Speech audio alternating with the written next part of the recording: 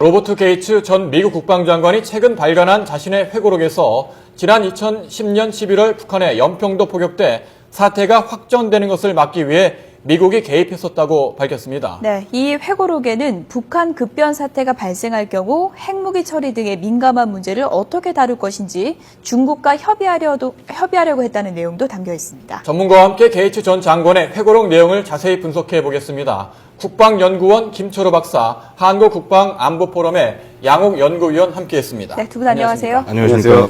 2010년 11월 23일이죠. 연평도 포격 이후에 우리 측에서 보복을 해야 된다는 여론이 있었지 않습니까? 근데 실제로 그런 것을 검토했었다. 이런 회고록에 나오는 내용인데요. 당시에 국내에서도 실질적으로 군사적 대응이 필요하다. 이런 여론이 많이 제기됐죠. 어떻게 보십니까? 지금 게이츠 전 미 국방장관의 그 발언에 대해서 그 특정 정치인에 대한 형용사가 좀 관심을 촉발시켰는데, 네. 그거보다는 저는 그 한반도와 같은 그 주변국 관계성이 높고, 이런 국가일수록 그 국방안보 리더들의 그 전략적 판단이 얼마나 중요한가라는 것을 상징적으로 보여주는, 거기에서 우리가 교훈을 도출하는 게 더 의미가 있다고 생각합니다.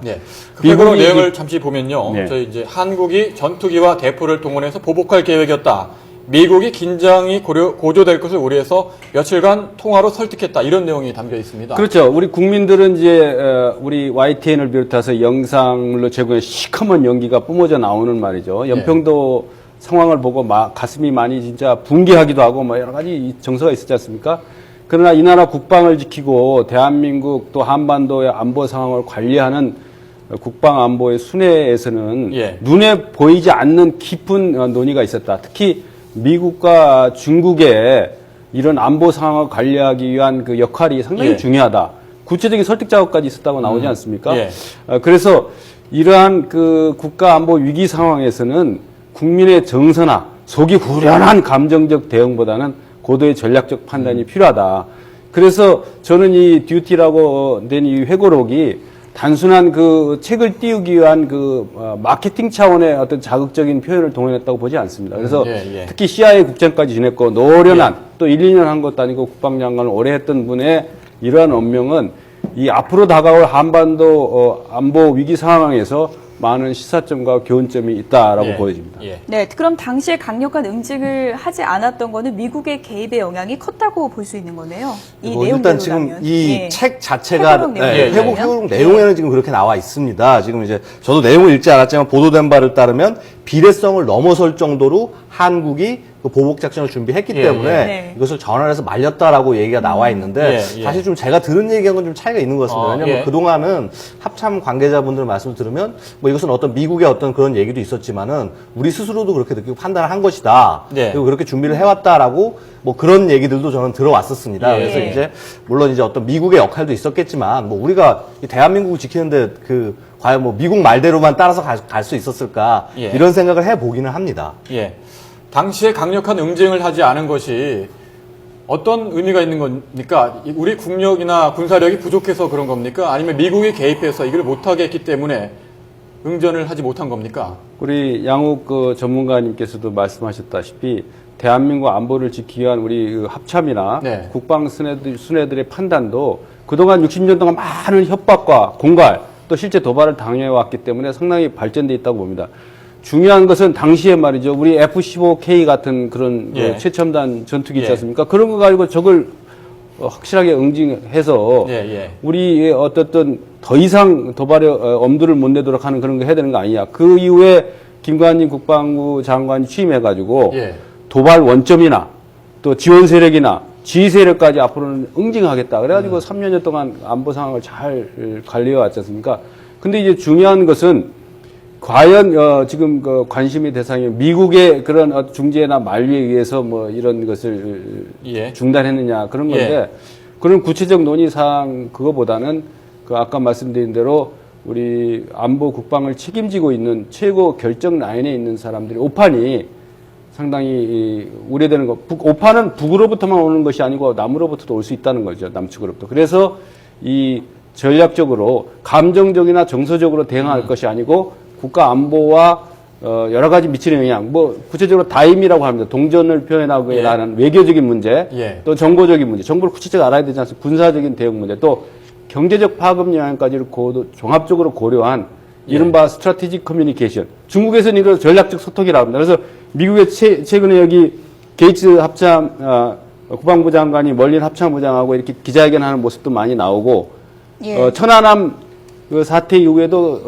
판문점에서 투플러스 책을 다시 한번 좀 보여주시겠습니까? 이제 게이츠 전 이제 국방부 장관의 모습이 그렇죠. 어떤 장면인가요? 그러니까 언론을 대상으로 어떤 발표를 하고 이럴 때는 이분들의 메시지나 주제가 즉흥적으로 나오는 게 아니고 예. 상당히 준비된 멘트입니다. 네. 그렇기 때문에 그 정상회담이나 국방 순회가 다른 국가에 가서 얘기를 할 때는 심층적으로 여파까지도 고려한다고 봅니다. 이것이 예. 중국에서는 전략적 소통, 미국에서는 스트래티직 커뮤니케이션 뭐 네. 이렇게 얘기를 하는데 중요한 포인트는 이 전략적 오판을 방지하기 위해서는 가장 중요한 것이 결정되기 전까지는 그 사고의 유연성을 많이 가져야 된다고 봅니다. 그러니까 북이 우리가 위험하게 생각하는 것은 예. 집단 사고, 장성택인 처형 이후에 김정은이 어떤 결정을 내렸을 때 한 방향으로 몰아가는 말이죠.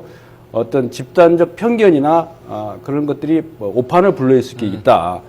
그런 차원에서 이번에 게이츠 장관의 회고록에서 우리가 도출할 수 있는 함의는 한반도 안보 상황이 대한민국의 자주적인 그런 것도 중요하지만 주변국의 그런 영향 요인도 크구나 하는 그리고 오판이라는 것이 꼭 북한에 의해서만 자행될 수 있는 것이 아니고 우리도 지혜롭게 국제사회와 공조해가면서 전략적으로 대응해야 된다. 뭐 이런 평가를 할 수 있습니다. 천안함 폭침 얘기도 나오던데요. 예. 김정은이 이제 벌인 일이라고 이제 결론 지어졌다. 이런 내용도 들어 있습니다. 예. 어떤 의미로 분석해 볼 수 있을까요? 일단 그 당시 정치 상황을 봐야 될 텐데요. 그 북한 상황이 어떠냐면 2008년 8월에 김정일이 뇌졸중을 일으켰습니다. 그래서 결국은 이제 그래서 이 굉장히 북한의 지도부가 흔들리는 것이 아니냐. 결국은 어떤 다잡을 필요가 있었고 이제 김정일이 회복하고 나서부터도 결국은 어떤 후계자를 세워야 되는 이런 과정이 있었고 김정은이 선택이 됐고 결국 이것을 본인의 위상을 확실하게 하기 위해서는 이런 행동을 보여줘야 됐던 것이 아니냐. 뭐 이런 생각이 듭니다. 예. 뭐 천안함 이야기도 했고 연평도 이야기를 했는데 지금 역사를 가지고 가정하는 건 어떤 의미가 없겠습니다만은 만약에 우리가 보복을 했다면 어떤 결과가 나왔을까요? 저 보복의 수위는 아까 양욱 그 군사 전문가도 얘기했지만 그 필요성의 원칙 당연히 적의 공격을 하면 우리가 응징해야 되지 않습니까? 필요성의 원칙이고 또 비례성의 원칙, 적정 수준으로 통제된 가장 위험한 거는 그 아랍 그 봄 사태라든가 일련의 그 위기 사태에서 가장 위험한 것은 그 영어로 표현하면 아웃 오브 컨트롤, 통제 불능한 확정 상태는 굉장히 위험하지만 우리가 우리 대한민국의 안보 의지를 명확하게 적에게 각인시키기 위한 통제된 어떤 응징은 필요하다. 그래서 우리가 확정이 됐다 하더라도 완전 6.25 전쟁 스타일의 전면전 상황으로 가기는 상당히 북한이 전반적인 여건이라든가 중국의 지원 요소라든가 뭐 전면전 하려면 뭐 에너지도 필요하고 식량도 필요하고 정말 준비 태세가 있어야 되지 않습니까? 그래서 우리 대한민국 국방당국에서 적의 도발 징후를 예의주시하고 이른바 징후 목록이라는 걸 가지고 관찰하고 모니터하고 있기 때문에 너무 안보 불안감을 가질 필요가 없다. 이제는 대한민국도 안보 자신감을 가질 필요가 있다라는 거죠. 단지 하나 문제가 되는 것은 적이 북한이 핵 공갈 내지 핵무기를 이용한 또 다른 차원의 심리 공세를 펼칠 가능성에는 우리가 대비를 해야 된다. 네. 장성택 처형 이후에 이제 많이 나오는 얘기가 북한 급변 사태 대비 이런 얘기가 이제 많이 나오고 있는데 게이츠 회고록을 보면은 2009년에 이미 미국과 중국의 논의가 있었다는 내용이 들어 있습니다. 이게 어떤 의미로 봐야 될까요? 지금 이제 그 말씀드렸듯이 그 당시 상황이 김정일 뇌졸중 이후에 이 북한은 붕괴할 것이다. 김정일이 무너지면 붕괴할 것이다라는 그 미국의 가정에 바탕을 하고 있습니다. 사실 지금 상당 부분 지금 미국의 어떤 북한 전문가들이 바라보는 관점은 이 지휘부가 혹은 이제 김정은이죠 이제 지금 이런 어떤 한 명이 쓰러지면은 북한 체제는 붕괴할 것이다라는 굉장히 좀 낭만적인 가정을 바탕을 하고 있는데 사실 이 부분에 대해서도 미국 내에서도 반대 의견이 있습니다. 예를 들어서 이제 조엘 리트 같은 분 같은 경우는 최근에 이제 나온 것이 북한 급변 사태가 그렇게 쉽게 일어나지 않을 것이다. 체제 자체가 안정이 돼 있다라는 의견들도 있고 결국은 하지만 이 미국이나 중국 입장에서는 이 관리를 해야 되는 위기 사태인 네. 거고요. 그래서 결국 이 부분에 대해서 서로 대화를 할 가능성은 있었다. 근데 다만 이런 대화를 정말 중국이 했다고 하더라도 그걸 인정을 하겠느냐. 예. 뭐 이런 부분에 있어서는 좀 의문이 중국이 있겠습니다. 별다른 의미 있는 반응을 보이진 않았다. 뭐 이런 예. 내용도 네. 들어있더라고요. 예, 게이츠 전 장관이 이제 회고록에서 밝힌 내용은 북한 붕괴 시에 핵무기 처리를 터놓고 대화하자.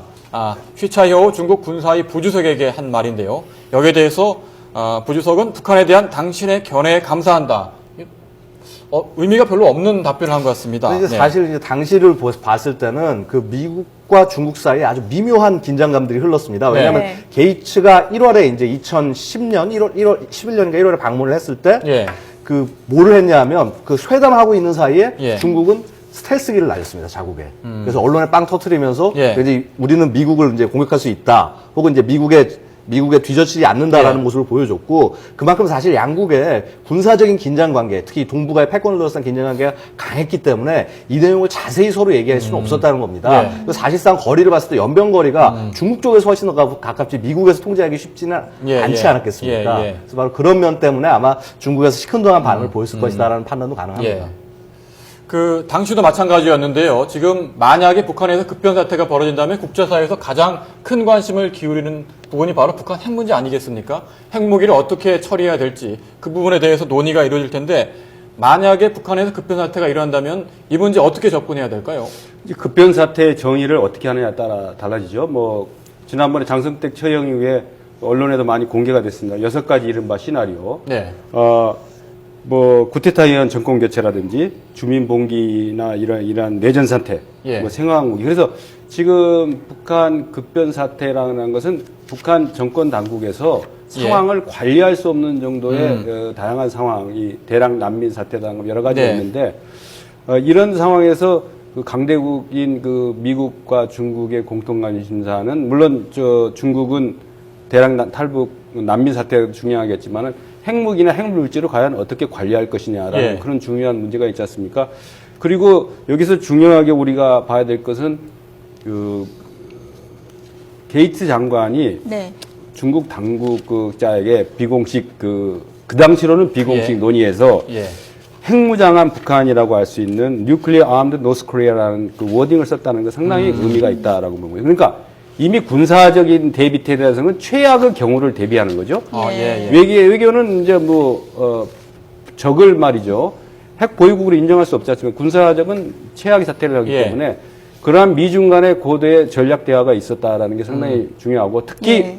핵 물질이나 개발된 일부 그 핵 무기 그걸 어떻게 관리할 것인가에 대해서 심층적으로 아젠다로 의제로 나누고 토의했다라는 것은 앞으로 육자회담을 비롯한 일련의 북한 문제 해결을 위한 다가진 외교 노력과 예. 별개로 미국과 중국 간의 이러한 물밑 대화 예. 이것이 상당히 중요한 의미가 있다. 그리고 북한의 그 핵 지휘 통제가 말이죠. 우리가 할리우드 영화에서 보는 것처럼 김정은이 책상 위에서 뭐 이렇게 버튼을 누르는 그런 방식의 예. 핵 도발은 아닐 거란 말입니다. 다양한 그 의사결정 체계에 의한 지휘 통제 라인 아니겠습니까? 그래서 우리 정보당국, 그래서 대북 정보력을 이래서 강화해야 되는 겁니다. 그래서 국정원의 대북 정보를 우리가 강화해야 된다고 우리가 주장하는 이유는 바로 이러한 게이츠 장관이 핵무장한 북한, 이 사람들의 지휘 통제 라인이 어떻게 움직이는가를 예의주시해야 된다라는 걸 보입니다. 그런 차원에서 이런 것에 그 함의를 덧칠해야 된다 이렇게 봅니다. 한미양국이 이제 북한 급변 사태에 대한 대비 시나리오를 담은 이제 작전계획 5029 이제 마련해두고 있는데 대강의 내용이 어떤 건가요? 사실 그 아까 우리 박사님께서 설명하셨던 한 6가지 정도 시나리오가 있습니다. 예를 들어서 이제 이 핵을 포함한 대량 살상 무기가 통제 불가능한 상황, 그다음에 내부에 쿠데타가 일어나서 어떤 지휘부가 이제 곤란해지는 상황, 그리고 내전 상황, 그다음에 대규모 이제 탈북 사태, 뭐 심지어는 뭐 내전, 그러니까 예를 들어서 어떤 자연재해에 의한 어떤 사태도 포함을 하고 있고, 그다음에 뭐 예를 들어서 개성공단과 같은 데서 한국 인질 사태 같은 것도 포함을 하고 있습니다. 그래서 이런 굉장히 다양한 그 계획들을 포함을 하고 있는데 사실 이제 이런 것들이 정말 의미가 있으려면 이런 사태가 났을 때 군사적으로 어떻게 대응했냐를 생각을 해야 됩니다. 근데 이게 북한의 내부에서 무슨 뭐 쿠데타가 나고 내전이 났다고 해서 저희가 자동적으로 개입할 수는 없습니다. 북한도 유엔에서 인정을 받고 있는 하나의 국가이기 때문에 결국 어떤 그런 판단이 대한민국에 대한 그 위협이 곧바로 되지 않는다면 저희가 이걸 직접적으로 들어갈 수는 또 없는 겁니다. 그래서 어떤 그러한 다양한 상황들을 좀 더 이렇게 구체적으로 디테일을 만들어 놓고 조금 전에 나온 그 6가지 시나리오는 개입할 수 있는 상황인 건가요? 그런 상황이지만 그 상황에서도 그런 북한의 행위가 대한민국의 위협이 돼야지 우리가 개입할 수 있는 근거가 있는 것이지 예. 자동적으로 북한 내부에서 뭐 자연재해가 났다, 탈북자가 생겼다라는 것만 가지고는 저희가 개입할 명분이 안 된다는 겁니다. 예. 그래서 탈북자 사태가 생겼다고 하더라도 이런 탈북자들이 DMZ를 막 무너뜨리고 막 내려올 때 이럴 때 같은 때는 저희가 군사적으로 대응을 해야 되지 않겠습니까? 예. 결국 그런 조건들이 좀 더 성숙을 해야 되고 이런 조건들이 무엇인지를 파악해내야 한다는 것이 아주 중요한 대응책이라고 하겠습니다. 예.